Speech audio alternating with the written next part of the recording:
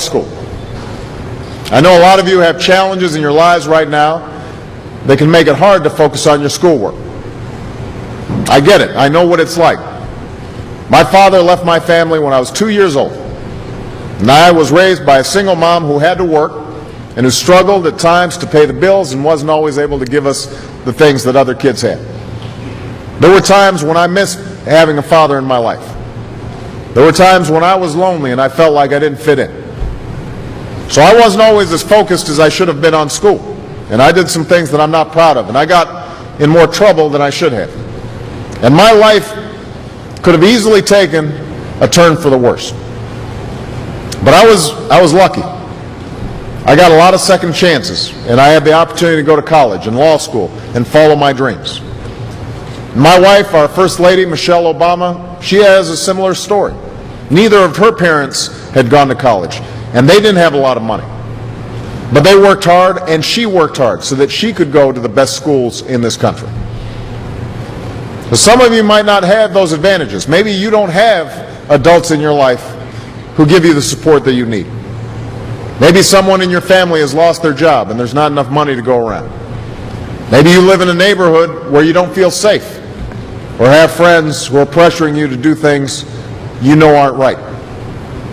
But at the end of the day, the circumstances of your life, what you look like, where you come from, how much money you have, what you've got going on at home, none of that is an excuse for neglecting your homework or having a bad attitude in school.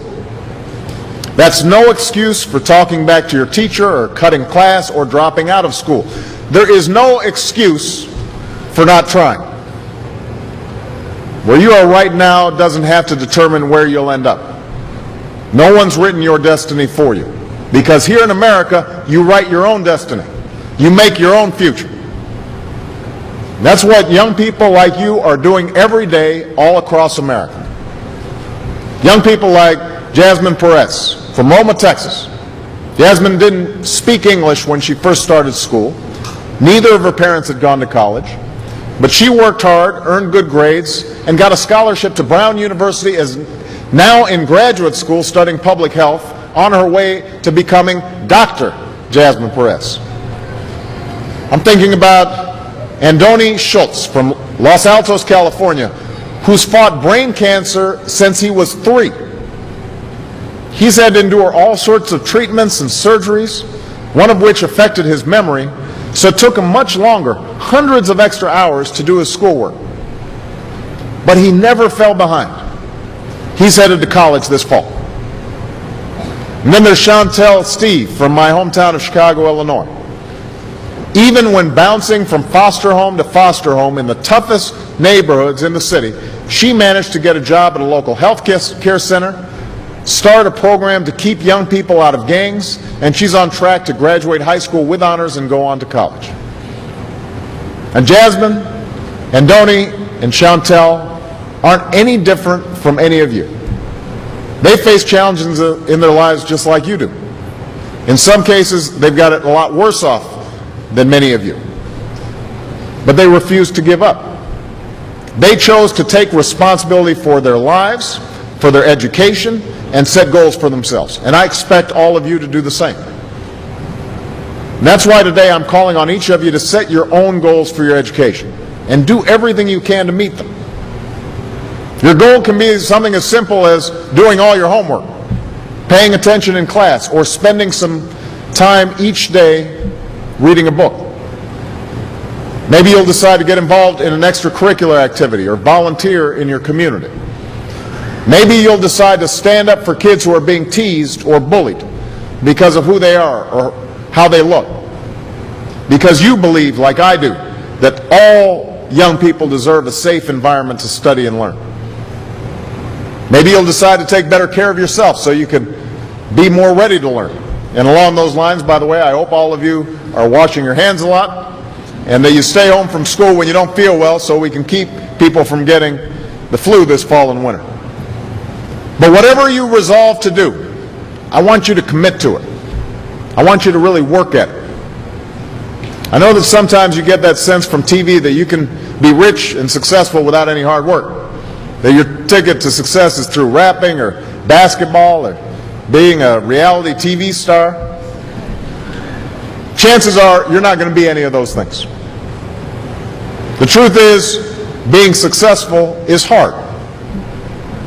You won't love every subject that you study. You won't click with every teacher that you have. Not every homework assignment will seem completely relevant to your life right at this minute.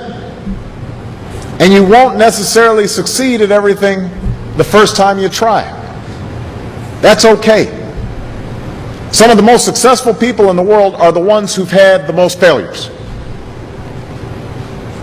J.K. Rowling's, who wrote Harry Potter, her first Harry Potter book was rejected 12 times before it was finally published. Michael Jordan was cut from his high school basketball team. He lost hundreds of games and missed thousands of shots during his career. But he once said, "I have failed over and over and over again in my life, and that's why I succeed." These people succeeded because they understood that you can't let your failures define you. You have to let your failures teach you. You have to let them show you what to do differently the next time. So if you get into trouble, that doesn't mean you're a troublemaker. It means you need to try harder to act right. If you get a bad grade, that doesn't mean you're stupid. It just means you need to spend more time studying. No one's born being good at all things. You become good at things through hard work. You're not a varsity athlete the first time you play a new sport. You don't hit every note the first time you sing a song. You've got to practice. The same principle applies to your schoolwork. You might have to do a math problem a few times before you get it right.